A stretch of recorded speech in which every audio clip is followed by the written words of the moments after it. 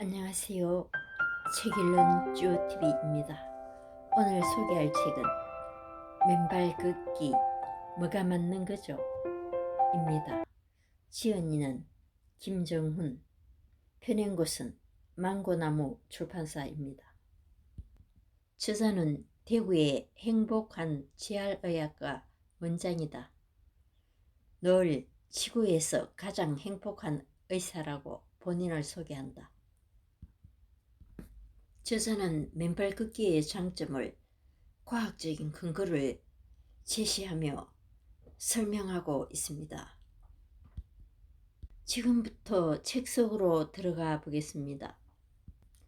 우리 몸을 구성하고 있는 다양한 조직들이 있습니다. 그중 힘줄, 근육, 혈관, 뼈, 피부 같은 조직을 결체 조직이라고 합니다. 쉽게 말하면 장기나 세포 사이를 연결하는 조직을 말합니다. 그런데 이런 조직들은 따로 떨어져 있는 것이 아니라 전부 다 하나로 연결되어 있습니다. 그 연결 매개체가 바로 전자입니다. 그러니까 한마디로 얘기하면 사람의 몸은 전자가 돌아다니지 않으면 제대로 작동이 안 되는 하나의 전자기기 같은 것입니다. 휴대폰은 며칠 충전 안 하면 배터리가 닳아서 아예 못 쓰게 됩니다. 사람도 전자기기이니 충전을 하지 않으면 방전이 됩니다. 사람의 몸이 산소를 에너지로 쓰면서 불가피하게 발생하는 것이 활성산소입니다. 산소가 연소하고 남은 일종의 찌꺼기 같은 것이죠. 활성산소는 정상적이라면 우리가 사용하는 산소의 약 2% 정도 발생합니다. 맨발로 지구와 만나 충전을 하는 것이 일상적이었던 우리 조상은 이 정도의 활성산소는 우리 몸속에 있는 효소의 도움을 받아 잘 제거할 수 있었습니다. 그러면 큰 문제가 되지 않습니다. 그러나 매연과 오염된 공기, 각종 화학 성분이 가득한 음식들과 다양한 스트레스로 인해 활성산소가 비정상적으로 많은 현대의 환경에서는 분명히 문제가 됩니다. 활성산소가 넘쳐나는 환경에서 충전을 위한 특단의 조치 없이 우리의 몸을 계속 사용한다면 만성염증과 DNA의 변형까지 생깁니다. 사람이 충전하는 방법에는 어떤 것이 있을까요? 물론 잠을 자는 것도 좋은 충전 방법입니다. 그러나 잠 외에 또 다른 충전 방법이 있습니다. 사람이 맨발로 지구와 만나는 것입니다. 어쩔 수 없이 발생하는 활성산소. 사람의 몸에서는 에너지를 만들 때 부산물로 계속 활성산소가 발생합니다. 활성산소라는 것은 우리 몸에서 산소를 이용하여 에너지를 만드는 과정에서 생기는 것으로 전자상을 이루지 못해서 불안정해지는 산소들을 말합니다. 전체 산소 소비량의 약 2% 정도가 늘 활성산소로 바뀝니다. 불안정한 활성산소는 반응력이 강해서 연쇄적으로 세포 안에 들어있는 다른 단백질, 지질, 핵산 등을 산화시킵니다. 그 결과 세포의 노화사매를 촉진하여 만성질환을 일으킵니다. 암, 파킨슨병, 치매와 같은 치명적인 질환뿐만 아니라 고지혈증, 당뇨, 비만 같은 대사성 질환을 일으킵니다.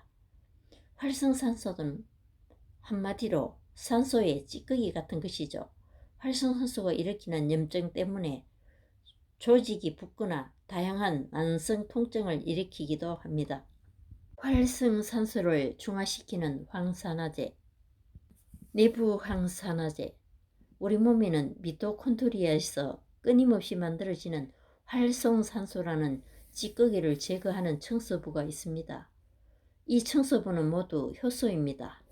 카탈라제, 슈퍼옥시더 디스무타제, 페렉시레독신, 글루타레톡신 같은 다양한 효소가 미토콘드리아에서 끊임없이 만들어내는 활성산소들을 중화시키고 있습니다. 외부 황산화제, 황산화제를 음식이나 영양제로 섭취하는 것도 한 방법이 되겠습니다. 비타민 C, E, 아연, 셀레늄과 같은 항산화 효과가 있는 음식을 섭취하는 것이 가장 좋은 방법입니다. 그러나 토양의 산성화와 식물을 기르기 위해 사용하는 다양한 화학 제품들로 인해 식물 안에 포함된 비타민과 미네랄이 40년에 비해 거의 10분의 1 수준으로 줄어들었습니다. 이렇게 환경오염이 진행된 현대사회에서 항산화 음식을 충분히 섭취하기 어렵다면 영양제로 보충할 수도 있습니다. 그렇게 먹는 것 외에 항산화 효과를 누리는 방법이 있을까요? 그에 대한 대답이 우리가 신발을 벗고 맨발로 땅과 만나는 것입니다. 맨발로 지구와 만나면 지구에 있는 자유전자가 우리 몸으로 들어오게 됩니다. 실제 실험을 해보면 압니다. 신발을 신었을 때 우리 몸과 땅은 일정 정도 전이차가 있다가 땅과 우리가 맨발로 만나는 순간 전이차가 사라집니다. 신발을 신으면 전이차가 생기던 것이 맨발로 땅과 만나면 사라지는 것은 땅에 있는 자유전자들이 몸으로 흡수되면서 전자상을 이루지 못하던 활성산소들을 정기적으로 중화시킨다는 의미입니다. 불안정하던 활성산소들이 안정적으로 전자쌍을 이루면서 염증을 완화하고 유전자를 보호하는 것입니다. 그동안 늘 무시당했던 발이 사실은 인체라는 전자기계의 충전단자였던 것입니다. 한마디로 얘기하면 맨발로 지구와 접속하는 것, 이것은 인체라는 전자기계를 충전하는 것과 마찬가지입니다. 이 상태를 접지라고 부릅니다. 푸코 강화 효과. 그때는 맞고 지금은 틀리다. 이 말은 신발에 대한 저의 느낌입니다. 거친 환경에서 발을 보호하기 위해 신발은 유용한 역할을 했습니다. 그렇지만 아쉽게도 현대인은 너무 성능이 좋은 신발 때문에 발가락 사이에 이런 푸코어 근육을 쓸 일이 거의 없어졌습니다. 나이가 들면서 이런 근육 사이에 지방이 들이차고 근육의 부피는 줄어듭니다. 맨발 걷기를 오래 한 사람의 발을 MRI로 촬영해보면 발가락 사이에 푸코어 근육이 단단하고 풍부함을 볼 수 있습니다. 반면 신발 걷기만 한 사람은 푸코어 근육에 지방이 끼고 근육도 작게 위축됐음을 확인할 수 있습니다. 결국 신발 걷기만 한 사람의 발은 안정감이 떨어져서 노인은 넘어지기 쉽고 젊은 사람들은 발을 접질리기 쉽습니다. 특히 노인의 경우 넘어지고 나면 고관절 골절이나 척추 골절이 많이 생기는데 때로는 골절 후에 다시 걷지 못하게 되기도 합니다. 발에서부터 시작된 혈액순환의 기능을 더욱 향상시켜주는 것이 종아리 근육입니다. 종아리 근육 안에는 정맥혈관이 있는데 정맥혈관의 피를 심장으로 보내기 위한 밸브가 있습니다. 이 밸브를 자연스럽게 조절하는 것이 바로 종아리 근육입니다. 주기적으로 뒤꿈치 들기 운동을 하면 혈액순환이 더욱 촉진되어 발바닥에서 올라온 혈액이 심장으로 더욱 잘 순환되도록 하는 효과가 있습니다. 따라서 맨발 걷기를 하면서 까시발로 뒤꿈치 들기 운동을 하신다면 더욱 큰 효과를 볼 수 있습니다. 다시 한번 맨발 걷기의 의미를 살펴봅시다. 세 가지 의미가 있다고 말씀드렸습니다. 첫 번째는 접지, 두 번째는 푸코어 근육 강화, 세 번째가 지압 효과입니다. 이 세 가지 효과 중에서 푸코어 근육을 강화하고 지압 효과를 더 크게 누려보겠다고 마음을 먹었다면 이런 분들은 조금 더 빨리 그리고 조금 더 거칠고 다양한 질감을 느낄 수 있는 바닥에서 맨발 달리기를 하시기를 추천합니다. 거기에다가 유산소 운동 효과까지 목표를 잡으셨다면 당연히 속도가 빠른 것이 좋습니다. 대신 이렇게 맨발 달리기를 한다면 발 뒤꿈치에 충격을 주면서 쿵쿵 걸으시면 안 되겠죠. 조금 더 사뿐사뿐하게 걷거나 앞꿈치로 걷는 것을 추천합니다. 맨발 걷기 효과 3가지 중에 어떤 것에 내가 더 큰 비중을 줄 것인지에 따라서 속도와 양, 바닥에 거친 정도 등은 달라집니다. 그 모든 것을 자기 목적에 맞게 정하시면 됩니다. 다시 한번 말하지만 자기 자신이 기준입니다. 맨발로 걷고 난 뒤 잠을 훨씬 잘 자요. 숙면 효과는 맨발 걷기 후에 거의 모든 분들이 공통적으로 얘기하시는 효과입니다. 빨리 잠이 잘 들게 된다 85%, 전반적으로 수면의 질이 좋아진다 93%, 아침에 일어날 때 느낌이 상쾌하다 100%, 뻣뻣하던 근육이 부드러워진다 82%, 만성적인 요통이나 관절 통증이 호전된다 74%, 전반적인 삶의 질이 좋아진다 78%. 이렇게 맨발 걷기의 숙면 효과는 논문으로도 입증되고 있습니다. 혈액의 흐름이 부드러워진다. 맨발 걷기를 하면 혈액의 점도가 낮아져 혈액 흐름이 개선됩니다. 혈액이 묽게 되는 효과는 고지혈증으로 고민하던 저에게 가장 매력적인 포인트였습니다. 제가 고지혈증 때문에 맨발 걷기를 시작한 게 3년 반 전입니다. 그때 당시에 맨발 걷기를 하면서 과연 이게 어떤 효과가 있는지 궁금해서 논문들을 찾아보기 시작했습니다. 눈에 가장 크게 들어왔던 것이 맨발로 땅과 접지를 하면 혈액이 묽어진다는 내용이었습니다. 심혈관계의 가장 큰 위험 요인이 바로 혈액이 끈적끈적하게 되고 결과적으로 적혈구가 뭉쳐서 돌아다니는 것입니다. 이것은 결국 뇌혈관이 막히는 뇌경색이나 심장질환이 막히는 심근경색, 대동맥혈증 등 각종 혈관 질환으로 이어지게 됩니다. 고지혈증, 고혈압, 당뇨 등 만성적인 생활습관병을 가진 사람에게 가장 치명적인 질환이죠. 우리가 땅과 맨발로 만나게 되면 접지 효과 덕분에 이런 혈액의 점도를 낮출 수 있다는 것이 바로 제가 맨발 걷기에 푹 빠지게 된 이유입니다. 맨발로 땅과 만나 접지를 하게 되면 척혈구의 전기적 성질이 중화되어 척혈구 덩어리가 따로 떨어져 움직입니다. 결과적으로 혈액을 묽게 하여 흐름이 원활해집니다. 논문에는 접지는 가장 간단하게 심혈관계 위험성을 줄이는 효과적인 방법이다 라고 명시되어 있습니다. 스트레스 감소. 자율신경이란 우리 몸이 살아남기 위해 내가 의지를 동원하지 않아도 스스로를 보호하는 내 몸 안에 수호천사 같은 것입니다. 어려운 상황을 극복하고 생존하기 위해 동물이 발달시켜 온 아주 특별한 신경계를 자율신경계라고 합니다. 자율신경계는 교감신경과 부교감신경으로 구성됩니다. 스트레스 상황에서 눈을 동그랗게 뜨고 심장을 빨리 뛰게 하고 다리 근육에 힘을 불어넣어 도망가거나 쫓아가도록 하는 것은 교감신경이 하는 일입니다. 이때 소화, 생식 기능은 별로 쓸 일이 없기 때문에 소화기나 생식기에는 일시적으로 에너지를 공급하지 않습니다.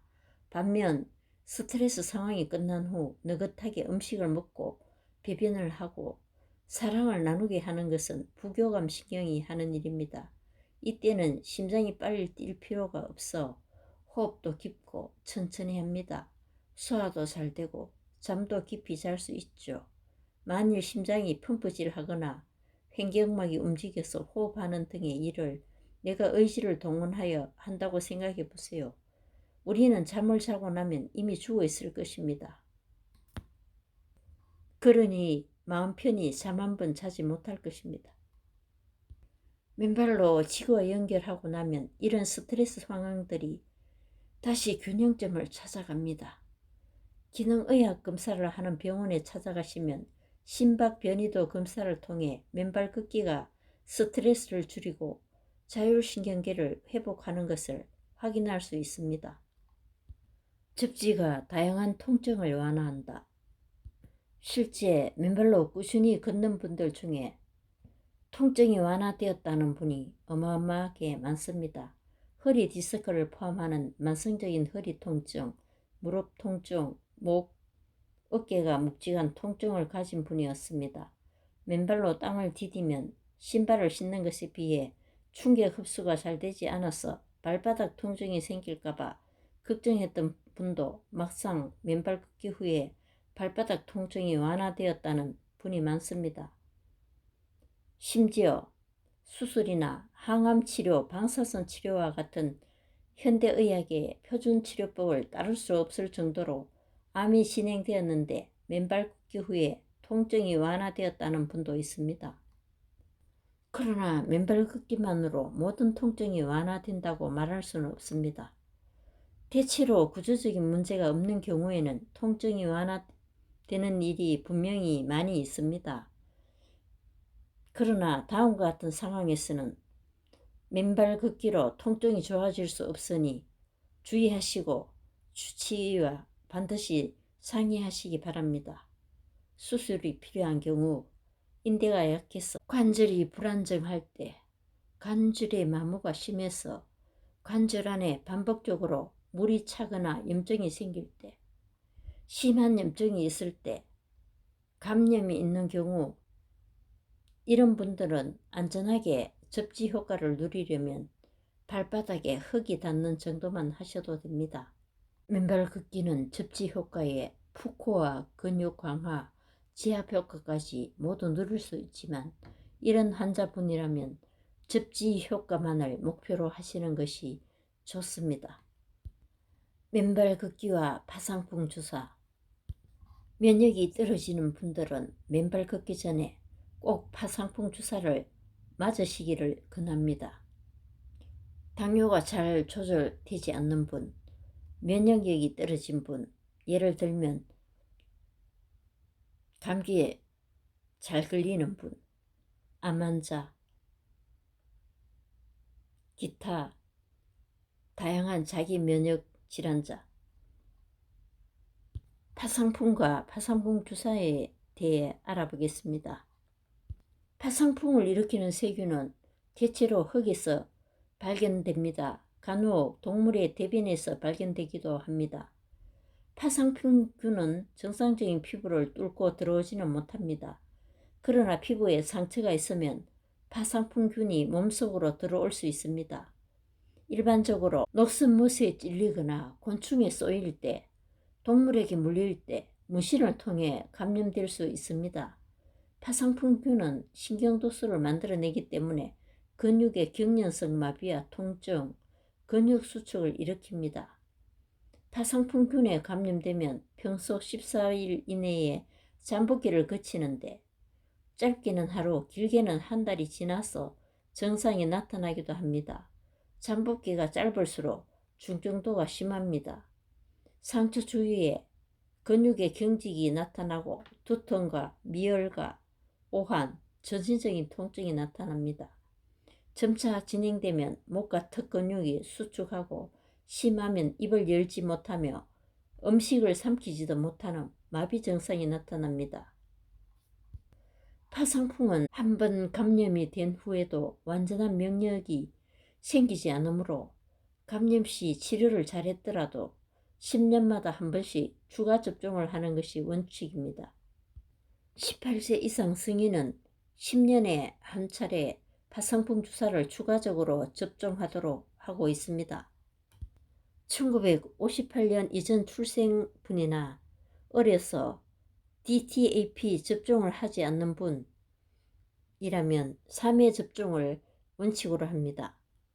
맨발 걷기에 장점이 많아서 각자의 형편에 맞춰서 하면 좋을 것 같다는 생각입니다.